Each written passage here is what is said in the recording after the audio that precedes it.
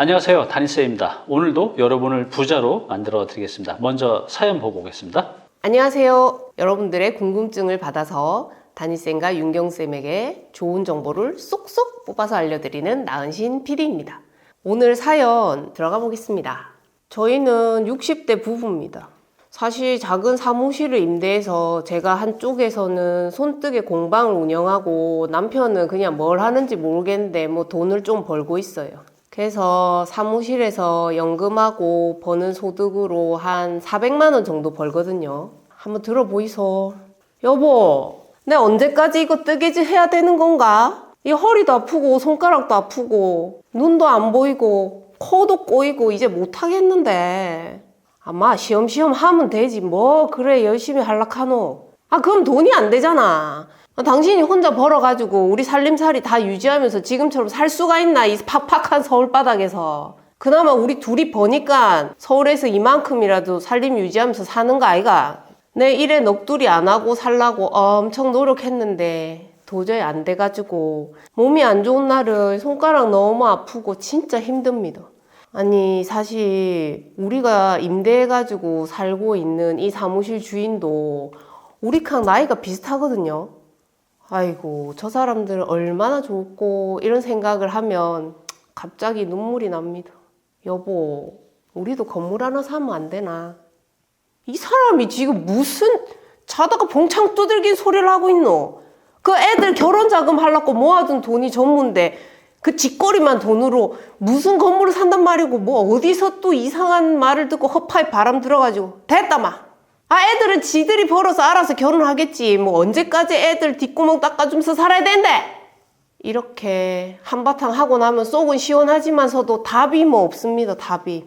아니, 남편은 애들 결혼 자금 한다고 돈을 꼬불쳐 놓고 손도 못 대게 하고 마루나는 손가락이 아파가지고 맨날 병원에서 치료받으면서 뜨개질 하고 있는데 그건 막 괜찮다 하고, 내가 이러다 화병 날 것 같아서 한번 알아나 보자 싶어서 쌤들한테 물어봅니다. 지금 우리가 애들 결혼 자금이라고 4억을 은행에 넣어놨어요. 그러고 이 집은 전세를 지금 들어가서 우리가 살고 있는데 이거 어떻게 정리하면 2억인가 남는다고 제가 들었거든요. 그러면 우리가 한 달에 400만 원 벌어가지고 사무실 임대료 내고 생활비 쓰고 그럼 남는 것도 없어요. 근데 우리가 건물을 지으면 돈도 절약되고 그 건물에서 살 수도 있고, 나중에 애들 결혼할 때 건물을 팔아서 주든지 말든지 영감이 알아서 하겠지 근데 이거 4억밖에 없어가지고 건물 지을 수는 있을라나요? 이런 사연 정말 흥미로운데요. 다니쌤과 윤경쌤의 솔루션 들어보시기 바랍니다. 네, 시청자 사연 잘 들어보셨습니까? 이런 분들이 굉장히 많으실 거예요. 제가 이제 신문에 얼마 전에 봤는데 거기 이런 제목이 있더라고요. 부부의 은퇴 준비, 노후 준비의 가장 큰 적, 자식, 자녀 학비, 또 자녀 결혼 비용. 여기도 보면 남편께서 자녀의 결혼 비용으로 4억을 모아뒀다고 하시잖아요. 근데 문제는 뭐냐면 이렇게 돼버리면 부부의 노후 준비가 전혀 안 된다는 거죠. 우리가 50이 되고 60이 돼서는 그렇게 기회가 많지 않아요. 근데 자녀들은 아직 젊기 때문에 기회가 많다는 거죠. 그래서 일단은 저는 이런 상황이라 하면 먼저 부부의 은퇴 노후 준비를 어느 정도 해놓고 남는 돈이 있다면 지원을 해주고 없다면 할 수 없어요. 그죠? 그래서 자녀들한테 내가 나이 들어서 맨날 생활비가 없어서 힘들게 살아서 부담 주는 것보다 내가 이렇게 편히 사는 모습을 보여주는 게 장기적으로는 더 나을 것 같아요. 자, 어쨌든 간에 우리가 이제 은퇴하는 시점에서는 두 가지가 반드시 필요하죠. 내 집, 그 다음에 내가 더 이상 일을 하지 못하는 상황에서도 매달 나올 수 있는 현금 흐름. 또 하나 욕심을 낸다고 하면 내 일터인데 남의 일터가 아니라 내 사무실 공간을 갖는 거. 이 사연자도 지금 그걸 원하시는 것 같아요. 네, 맞습니다. 근데 이게 자금이 6억이라는 돈이 큰 돈이긴 하지만 내 집, 그 다음에 임대 수입, 그 다음에 이분이 원하는 사무 공간, 그것도 서울 인근에서 한다고 하면 굉장히 힘들 것 같은데 이게 가능할까요? 네, 사실 큰 돈이라고 할 수도 있는데 우리가 이제 아시죠? 아파트도 서울 같은 경우는 이제 평균 가격이 10억이 넘었잖아요. 네, 그렇죠. 사실 이 돈으로 말씀하신 여러 가지 그 세 가지 방안을 갖다 마련하기 쉽지 않습니다. 네. 하지만 신축을 통해서 하는 방법을 한번 찾아보겠습니다. 그래요. 사실 정리해 보면 네. 자금은 이제 보유한 금액이 한 4억 원 정도 되고 네. 전세금으로 한 2억 원 정도 있습니다. 그리고 매월 전세 대출로 해서 한 45만 원 정도 나가고 있습니다. 어허. 그리고 이제 사무실 임대료가 이제 공방 사용료가 한 120만 원, 월 수입은 뭐 350에서 한 400만 원 정도 왔다 갔다 한다고 그렇군요. 하십니다. 그래서 주거와 사무공간 그리고 임대 수익까지 하는 방안을 갖다가 제시해 드렸습니다. 그래서 마침 이제 역세권 주변에 네. 토지가 한 50평 조금 안 되는 이종 일반 주거지역 토지가 있었습니다. 그래서 마침 북도로에서 여건은 좀 좋았고, 네, 이 북도로면 이제 일조권 사전자리 덜 받겠네요. 네, 그래서 건물 좀 똑바로 5층까지 올라갈 수 있는 그런 땅이었습니다. 원래 있는 건물이 마침 지하가 있어서 네. 그걸 활용해서 지하층을 활용할 수 있어서 지하층은 사무실로 만들자라고 네. 했고, 2층은 이제 근린 생활시설로 해서 임대할 수 있도록 했고, 1층은 이제 주차장이겠죠? 네, 1층은 이제 주차장을 하기로 했었고, 3, 4층은 이제 원룸 총 4개로 해서 8개 들어가고, 5층은 주인 세대 플러스 원룸으로 어허, 이렇게 그래요. 구성하자고 제가 제안을 드렸습니다. 네. 요즘에는 이제 다중주택이 사실 인기가 좀 없죠. 네. 이제 지하층도 되지도 않고 또 이 오시는 분들이 이 다중주택에 이제 취사시를 넣게 되면 약간 불법이 되는 그쵸. 요소가 있어가지고 네. 가능 합법적인 건물을 하고 싶어서 이제 네. 다 가구로 세팅을 했습니다. 그러니까 다가구 주택 플러스 근생. 그러니까 우리가 점포주택, 상가주택 얘기하는데 요건 다가구 주택 플러스 근린생활시설을 네. 이제 섞어놓은 거네요. 네. 그래서 이제 이 그림으로 보시면 지하는 사무실, 1층은 주차장, 2층은 근생, 3, 4층은 이제 원룸으로 구성하고 꼭대기 5층은 이제 투룸 플러스 원룸에서 네. 주인 세대와 또 임대수를 최대한 하기 위해서 원룸을 하나를 더 넣었습니다. 근데 이제 요즘 근생이 잘 안 나가잖아요. 네. 이 지역도 이렇게 잘 나간다고 볼 수 없는데 이제 3층, 4층처럼 저 근생을 원룸으로 하면 더 좋지 않을까요? 네, 그러고 싶었는데 근데 이 지역에 주차가 총 8대밖에 되지 않았거든요. 그래서 그렇군요. 주차적인 문제 때문에 주택보다 좀 완화되어 있는 근생을 갖다 넣을 수밖에 없었습니다. 그렇군요. 네. 이제 원래는 원룸 넣으면 더 좋지만 건물이라는 게 내가 주차장을 확보한 것에 따라서 건물의 용도에 맞게 올릴 수가 있는데 근생이 이제 주택보다는 많이 완화되어 있어서 네. 이 공간을 더 크게 써야 되기 때문에 이제 근생으로 한 거네요. 네. 그래서 설계 도면을 보시면 네. 지하층은 좀 더 크게 건폐율에 적용받지 않기 때문에 사무실 좀 더 크게 구성했고 또 높이도 3m 이상 나올 수 있도록 층고를 만들었습니다. 그래요. 지금 여기 보시면 이제 지하층은 건폐율이 적용이 안 된다고 말씀하셨잖아요. 이제 여기가 2종 일반 주거 지역이기 때문에 서울 같은 경우 이제 건폐율이 60%인데 만약에 뭐 50평이면 60%면 30평이네요. 30평, 네. 근데 여기는 30평보다는 더 커 보여요. 네. 그래서 지하층이기 때문에 이제 건폐율 적용 안 받는다는 거죠. 네. 층고도 높게 할 수 있고 또. 네네. 네. 그 2층은 이제 근린 생활시설로 구성을 했고 네. 이제 3층, 4층은 이제 좌측에 보시면 이제 원룸 총 4개로 구성을 이렇게 했습니다. 몇 평 정도 되는 건가요? 각각 원룸은 이제 최소 5평 정도 될 수 있도록 5평 내외? 구성했습니다. 네. 네. 그리고 맨 꼭대기 5층은 이제 주인 세대 플러스 원룸 이렇게 하나 넣었습니다. 뭐 50평 조금 안 되는 땅인데 보신 것처럼 계단이고 이거 엘리베이터도 있나 봐요. 네. 그래요. 이제 주인 세대 맨 위치에 있는데 5층 엘리베이터 없이 올라가면 힘들 것 같은데 다행히 엘리베이터는 예, 세팅을 해놨네요. 네. 그래서 이렇게 최대한 공간을 잘 활용하고 또 이 지역 특성에 맞도록 역세권 주변이어서 이런 원룸들이 수요가 좀 있어서 그렇군요. 이렇게 구성을 했습니다.